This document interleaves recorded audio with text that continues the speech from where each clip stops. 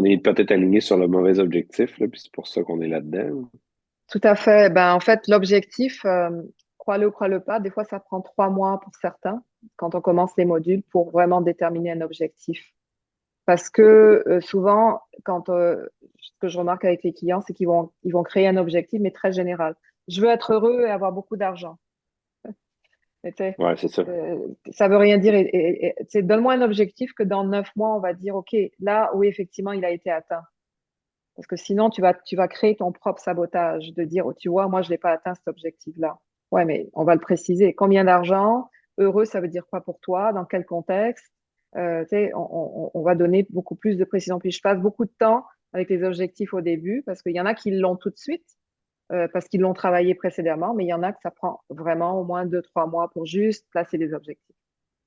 Que- Fait que, tu sais, c'est un peu comme tu prends un bateau et tu t'en vas à une destination. Il faut que tu saches exactement c'est quoi ta destination. Parce que sinon, le bateau, il va Tu n'y naviguer dans arriveras pas, là. l'océan, mais on n'y arrivera pas parce que l'objectif ne sera pas atteint. Hein? Fait que d'abord, on va définir où on s'en va, on va mettre notre GPS. Puis après, on peut se rendre à bon port. Et après, on peut aussi surtout valider quand on est rendu là. Parce que qu'est-ce qui arrive, c'est que ça fait partie de l'auto-sabotage humain. Hein, on se met soit des objectifs trop hauts et sont pas réalisables, ou alors trop bas. Hein. C'est et ça, c'est vraiment un mécanisme d'auto-sabotage. Tu vois, je me suis fixé cet objectif, mais je l'ai pas atteint. Puis là, sentiment de défaite qui embarque et on se retrouve dans une spirale vers le bas.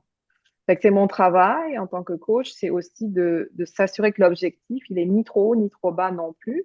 On ne veut pas se mettre de la pression à perdre notre santé, mais on veut le mettre suffisamment, disons, la vitesse de croisière suffisante pour se rendre dans le temps qu'on a déterminé qu'on voulait se rendre aussi, parce que le facteur temps, C'est il est dur, très ça, la important. stature, ouais.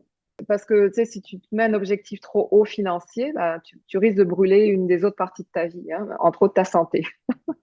Alors oui, tu vas Ouais. l'atteindre, ton objectif financier, mais il y a les autres parties de ta vie qui sont à prendre en considération. Fait que l'idée, c'est qu'on arrive à bon port, en santé, puis qu'on vive de façon optimale dans notre vie.